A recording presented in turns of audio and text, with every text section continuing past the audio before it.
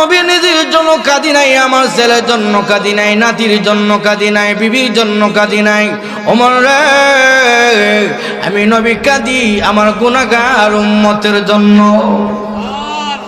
রে ওমর চলে যাও, আমি নবীর ডিস্টার্ব করিস না।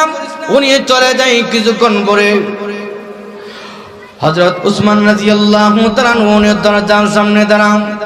হুজুর, কে আপনাকে কষ্ট দিয়েছে? আমি উসমান এসেছি। কে আপনাকে আঘাত দিয়েছে? আমি তার বিচার করব, শাসন করব। নবী গো, অনুমতি দেন, পারমিশন দেন। আল্লাহর নবী ডাক দি, উসমান, আমি নবীর বিরক্ত করিস না। আমি নিজের জন্য কাঁদি না, আমি আমার ছেলেমেয়ের জন্য কাঁদি না। রে উসমান, আমি কাঁদি আমার গুনাহগার উম্মতের জন্য। সুবহানাল্লাহ। কোন উনিও চলে যায়। উনি চলে যাওয়ার পর সকলের সিদ্ধান্ত নিল, মনে হয় নবীর সাহাবী, মুরব্বী সাহাবী সালমান ফারসি রাদিয়াল্লাহু তাআলা উনি গেলে মনে হয় দরজা খুলতে পারে, নবীজি অনুমতি দিতে পারে। সালমান ফারসি রাদিয়াল্লাহু তাআলা উনিও দরজার সামনে দাঁড়ানো। হ্যাঁ নবী, সমস্ত সাহাবীরা চলে গেছে, আমি সালমান এসেছি, অনুমতি আসেনি, পারমিশন আসেনি। ওগো নবীজি, অনুমতি আসেনি, আমাকে দিবেন না অনুমতি। রাম সালমান, আমি নবীর বিরক্ত করি না, আমি নবীর নিজের জন্য কাঁদি না, আমি আমার বিবি বাচ্চার জন্য কাঁদি না, আমি কাঁদি আমার গুনাহগার উম্মতের জন্য। সালমান চলে যাও, উনিও চলে যায়। চলে যাওয়ার পর সকল সিদ্ধান্ত নিল, মনে হয় রহমতের নবী, মায়ার নবী, উম্মতের কান্নানি, ওনার কলিজার টুকরা ফাতেমা রাদিয়াল্লাহু তাআলা ওনাকে নবী সবচেয়ে বেশি ভালোবাসে।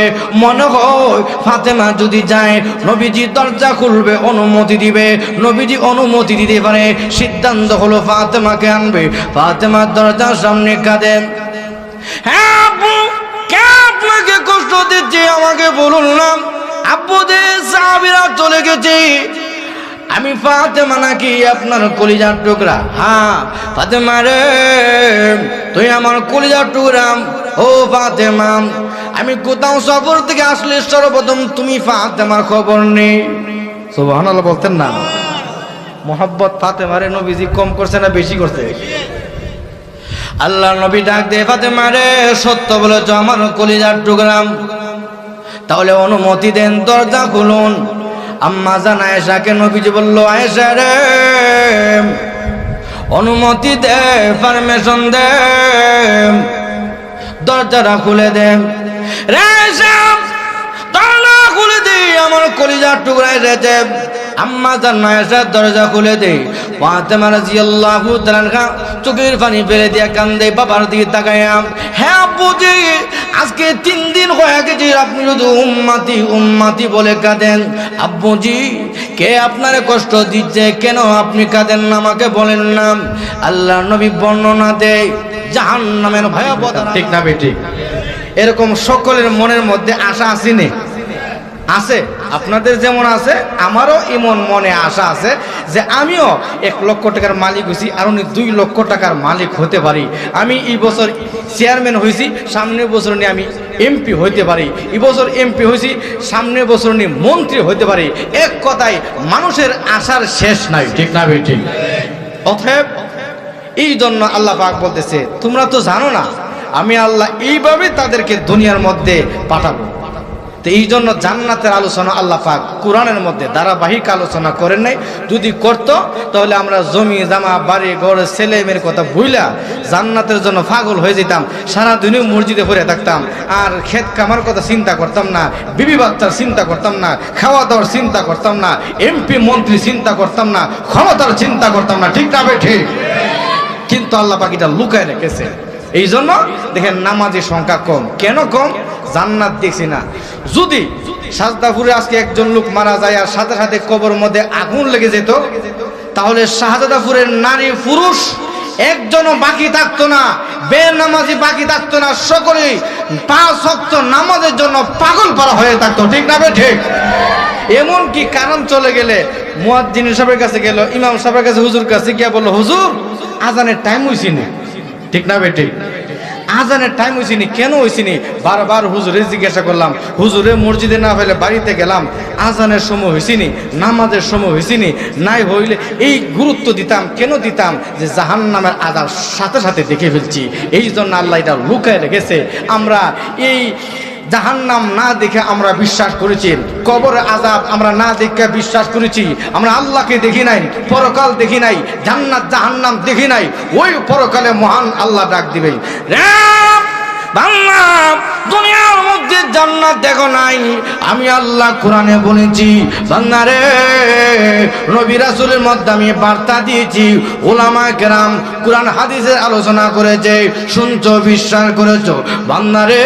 এই জন্য দুনিয়ার সব কিছু বাদ দিয়া আমি আল্লাহর জন্য পাগল পারা হইয়া জান্নাতের তুমি কাজ করেছো। আজকে তাকায় দেখো, জান্নাতের মধ্যে মরণ নাই, যেই জান্নাতের মধ্যে টেনশন নাই, দুনিয়াতে টাকা পয়সা অভাব নাই। গিয়া দেখেন এমন প্যারালাইসিস রোগী, এমন টাকা পয়সা অভাব নাই, কোটি কোটি টাকার মালিক, কিন্তু দেখা যাচ্ছে ডায়াবেটিস হয়ে গেছে, এমন মহামারী রোগে আক্রান্ত, আরে খানা খেতে পারে না, এমন আসেনি। কিন্তু জান্নাতের মধ্যে ওই সমস্ত সমস্যা থাকবে না। টেনশন আছে, ডাক্তারের কাছে বলে চিকিৎসা করে, ডাক্তার সাহেব চেক আপ করে বলে টেনশন করবেন না, তারপরও টেনশন আসে কি আসে না? টেনশনে দেখুন দেখা যায় আত্মহত্যা করে, স্ট্রোক করে, মানে মানুষে এই টেনশনের রোগে, বিভিন্ন রোগে আক্রান্ত হয়। তাহলে পৃথিবীর মধ্যে প্রধানমন্ত্রী থেকে নিয়ে প্রজা পর্যন্ত কেউ গ্যারান্টি দিতে পারবে না যে আমি টেনশন মুক্ত, ঠিক না বেটি? সকলেই ভিতরে এই টেনশন আছে কি আছে না? আছে। কিন্তু ওই জান্নাতের মধ্যে গেলে সেখানের মধ্যে আর টেনশন বলতে কোনো কিছু থাকবে না। আল্লাহু আকবার। এখানে যে কলবটা, এখানে যে কলবটা, এখান থেকে সব কিছু নিয়ন্ত্রণ হয়। তো এটারে আল্লাহ পাক কুদরতি ফানি দিয়ে আল্লাহ পাক দৌত করবে। এখান থেকে হিংসা, বিদ্বেষ, তাকাব্বুরি, টেনশন যা আছে সব কিছু আল্লাহ পাক কুদরতি ফানি দিয়ে দৌত করে একদম আয়নার মতন পরিষ্কার করবে। জোরে কোন সুবহানাল্লাহ। তো আসুন, এই জন্য জান্নাত জাহান্নামের ভয়াবহতার আলোচনা আমি যে আয়াত তেলাওয়াত করছি সেই আয়াতের তরজমা শুনুন। আল্লাহ পাক কোরআনে বলেন, ইয়া আইয়ুহাল্লাযীনা আমানু কু আনফুসাকুম ওয়া আহলিকুম নারান ওয়াকুদুহান নাসু ওয়াল হিজারা আলাইহা মালাইকাতুন গিলাযুন শিদাদুল লা ইয়াসুনাল্লাহা মা আমারাহুম ওয়া ইয়াফআলুনা মা ইউমারুন।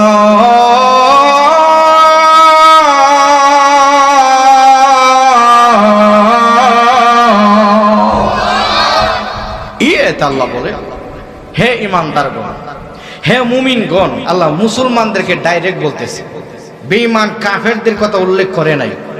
আল্লাহ ডাইরেক্ট বলছে, হে মুমিন নারী পুরুষ, নিজে জাহান্নামের আগুনতে বাঁচো, তোমার পরিবার পরিজনকে জাহান্নামের আগুনতে বাঁচাও।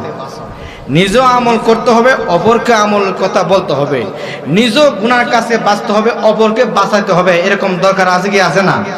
এই নির্দেশ কার? আর যখন এই কথাটা কে বলছে? স্বয়ং আল্লাহ বলছে। আল্লাহ বলে, ওয়াকুদুহান নাসু ওয়াল হিজারা, জাহান্নামের ইন্ধন হবে মানুষ এবং পাথর। জাহান্নামের লাকড়ি হবে মানুষ এবং পাথর। মানুষ এবং পাথর কথা আল্লাহ কেন বলে? মানুষকে তো আল্লাহ পাক তাকে জ্ঞান বুঝ দান করছে, পাথরও তো জ্ঞান বুঝ নাই। এই কথাটা এক পাথরের পাহাড় শুনেছিল, ওয়াকুদুহান নাসু ওয়াল হিজারা, জাহান্নামের লাকড়ি হবে মানুষ এবং পাথর। ওই পাহাড়টা আল্লাহর কাছে কাঁদতে কাঁদতে একদম ঝর্ণা শুরু হয়ে গেছে। সুবহানাল্লাহ। প্রভু আপনি বলেছেন ওয়াকুদুহান নাসু ওয়াল হিজারা, জাহান্নামের ইন্ধন হবে মানুষ এবং পাথর। প্রভু গো, আমি পাথর পাহাড় জাহান্নামের আগুন সহ্য করতে পারবো না। কান্দে কান্দে মহান আল্লাহ ওই পাথরকে আসমান এবং জমিনের মধ্যে তখন থেকে আল্লাহ ঝুলন্ত রেখেছে। সুবহানাল্লাহ। বিধান না আল্লাহর নবী ঈসা আলাইহিস সালাতু সালাম সবর করার জন্য বের হচ্ছে। যেতে যেতে যেতে যেতে গিয়ে দেখে বহু দূরে একটা পাহাড়ের, এই পাথরের পাহাড় আসমান এবং জমিনের মধ্যে ঝুলন্ত। ঈসা আলাইহিস সালাম আশ্চর্য গেল, প্রভু যেমন কোনদিন এমন ঝুলন্ত অবস্থা পাহাড়ে দেখি নাই ঝুলন্ত। প্রভু গো, আশ্চর্য কারবার। এলাকার লোকদেরকে জিজ্ঞাসা করলো, ও এলাকার লোকেরা, এই পাহাড়টা ঝুলন্ত কেন? আমরা তো জানি না, আমাদের পূর্বপুরুষরা এরকম দেখে আসছে। কোথায় নাকি? হ্যাঁ। ঈসা আলাইহিস সালাম সিজদায় লুটি পড়েছে। প্রভু গো, আল্লাহ আপনি সর্বশক্তিমান, আল্লাহ এই পাহাড়ের জবান খুলে দেন। ঈসা আলাইহিস সালাম দোয়া করেছে, নবীদের দোয়া তো আল্লাহ ডাইরেক্ট কবুল করে। পাহাড় কথা বলতে শুরু করলো, হে আল্লাহর নবী, আমার মহান আল্লাহ তো বলেছে ওয়াকুদুন নাস ওয়াল হিজারা। ওগো আল্লাহর নবী, এই জাহান্নামের লাকড়ি মানুষ এবং পাথর। মানুষ এবং আমি জাহান্নামের মধ্যে জ্বলবো, আমি তো সহ্য করতে পারবো না। এই জন্য আমি আল্লাহ কাছে কেঁদেছি, আল্লাহ যেন আমাকে হেফাজত করে। আমার মহান আল্লাহ আমার দোয়া কবুল করে আসমান এবং জমিনের মধ্যে আল্লাহ ঝুলন্ত করে রেখে দিয়েছে। এই জন্য নিরাপত্তা হিসাবে আল্লাহ আমাকে হেফাজত করেছেন। ঈসা আলাইহিস সালাম দোয়া করলো, প্রভু এই পাহাড়কে আল্লাহ আপনি মাফ করে দেন, জাহান্নামের আগুনে জ্বালায়েন না। ঈসা আলাইহিস সালাম দোয়া করেছে। এই দোয়া করার সাথে সাথে আমার মহান আল্লাহ ওই পাহাড়কে জমিনের মধ্যে আগের মতন স্থির করে রেখে দিয়েছে। আবার জমিনের মধ্যে অন্য পাহাড়ের মতনই স্থির হয়ে আছে। এই অবস্থা মহান আল্লাহ রাব্বুল আমিনের এই কথা শুনে একটা পাথরের পাহাড় পর্যন্ত কাঁদে। আর আমরা মানুষ যে আশরাফুল